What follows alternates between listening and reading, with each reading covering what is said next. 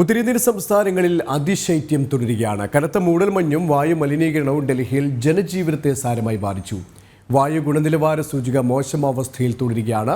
ഡൽഹി, ഹരിയാന, പഞ്ചാബ്, ഹിമാചൽ, ജമ്മുകാശ്മീർ സംസ്ഥാനങ്ങളിലും ജാഗ്രതാ നിർദ്ദേശം നൽകിയിട്ടുണ്ട്. ഇവരുമായി ജിഷ്ണു കൃഷ്ണൻ ചേരുകയാണ് ഡൽഹിയിൽ നിന്നും. ജിഷ്ണു, ഇപ്പോഴും അതിശൈത്യം തുടരുന്ന ഒരു സാഹചര്യം തന്നെയാണ്. അതുകൊണ്ട് തന്നെ എത്രത്തോളം ജാഗ്രതയിലാണ്, കരുതലിലാണ് ഈ സംസ്ഥാനങ്ങൾ, പ്രത്യേകിച്ച് ഉത്തര ഭാരതം ഒന്നാകെ? കഴിഞ്ഞ ഒരാഴ്ചയായി ഉത്തരേന്ത്യൻ സംസ്ഥാനങ്ങളിൽ, ഡൽഹി ഉൾപ്പെടെയുള്ള ഉത്തരേന്ത്യൻ സംസ്ഥാനങ്ങളിൽ അതിശൈത്യം തുടരുകയാണ്. ഹിമാചൽ പ്രദേശ് മേഖലകളിൽ, ഹിമാലയൻ മേഖലകളിൽ മഞ്ഞുവീഴ്ച ശക്തമായതോടുകൂടിയാണ് ഇത്തരത്തിൽ വലിയ ശൈത്യത്തിലേക്ക് അല്ലെങ്കിൽ അതിശൈത്യത്തിലേക്ക് ഡൽഹിയും ഒപ്പം ഉത്തരേന്ത്യൻ സംസ്ഥാനങ്ങളും കടന്നിട്ടുള്ളത്. അതിശൈത്യവും കനത്ത മൂടൽമഞ്ഞും ഒപ്പം വായുമലിനീകരണവും രാജ്യ തലസ്ഥാനത്തെ ഡൽഹിയിലെ ജനജീവിതത്തെ സാരമായി തന്നെ ബാധിച്ചിട്ടുണ്ട്. വായു നിലവാര സൂചിക വളരെ മോശം അവസ്ഥയിൽ തുടരുന്നു എന്നുള്ളതാണ് അധികൃതർ വ്യക്തമാക്കിയിട്ടുള്ളത്. ഒപ്പം അതീവ ജാഗ്രത പാലിക്കാൻ ഡൽഹി, ഹരിയാന, പഞ്ചാബ്, ജമ്മു കാശ്മീർ, ഹിമാചൽ പ്രദേശ് സംസ്ഥാനങ്ങളിൽ നിർദ്ദേശം നൽകിയിട്ടുണ്ട്. കനത്ത മൂടൽമഞ്ഞ് റെയിൽ, റോഡ്, വ്യോമഗതാഗതത്തെയും സാരമായി തന്നെ ബാധിച്ചിട്ടുണ്ട്. ഡൽഹി വിമാനത്താവളത്തിൽ നിന്ന് കഴിഞ്ഞ 4 ദിവസത്തിലധികമായി നിരവധി വിമാനങ്ങൾ വഴിതിരിച്ചു വിട്ടിട്ടുണ്ട്. ലക്നൌവിലേക്കും ജയ്പൂരിലേക്കും നിരവധി സർവീസുകൾ വഴിതിരിച്ചുവിട്ടു. നിരവധി സർവീസുകൾ വൈകിയാണ് എത്തുന്നത്. ഒപ്പം ട്രെയിൻ സർവീസിനെയും ഈ മൂടൽമഞ്ഞ് സാരമായി തന്നെ ബാധിച്ചിട്ടുണ്ട്. ഉത്തരേന്ത്യൻ നഗരങ്ങളിലൂടെയുള്ള മിക്ക ട്രെയിൻ സർവീസുകളും 10 അതിലധികവും മണിക്കൂർ വരെ വൈകി ഓടുന്ന സാഹചര്യമാണുള്ളത്.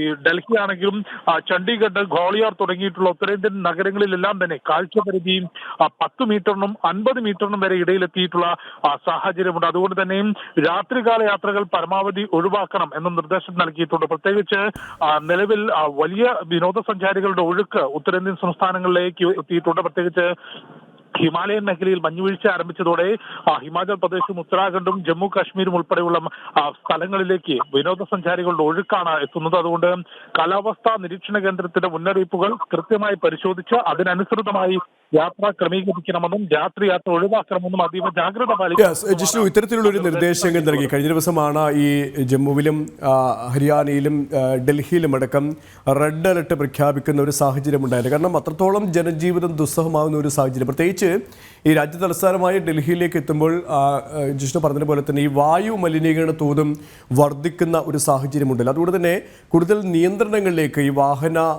നിയന്ത്രണവുമായി ബന്ധപ്പെട്ട്, കാരണം നേരത്തെയും പല ഘട്ടങ്ങളിലും ഇത്തരത്തിലുള്ള നിയന്ത്രണങ്ങൾ ഏർപ്പെടുത്തിയിരുന്നു. അത്തരത്തിലുള്ള ഒരു നിയന്ത്രണം കൂടുതൽ കർക്കശമാക്കുന്ന ഒരു സാഹചര്യത്തിലേക്ക് എത്താൻ സാധ്യതയുണ്ടോ? ഒപ്പം ഈ പഞ്ചാബിലും ഹരിയാനയിലും അടക്കം ഈ വിളവെടുപ്പ് നടക്കുന്നതിനാൽ, അതുമായി ബന്ധപ്പെട്ട ഈ പുക തീയിടുന്നതിനാൽ, അതുകൊണ്ട് തന്നെ കൂടുതൽ പുക ഇനിയും ഉണ്ടാകാനുള്ളൊരു സാധ്യത, വായു മലിനീകരണ തോത് ഇനിയും വർദ്ധിക്കാനുള്ളൊരു സാധ്യത, അതും ഒരു മുന്നറിയിപ്പിന്റെ ഭാഗമാകുന്നുണ്ടോ?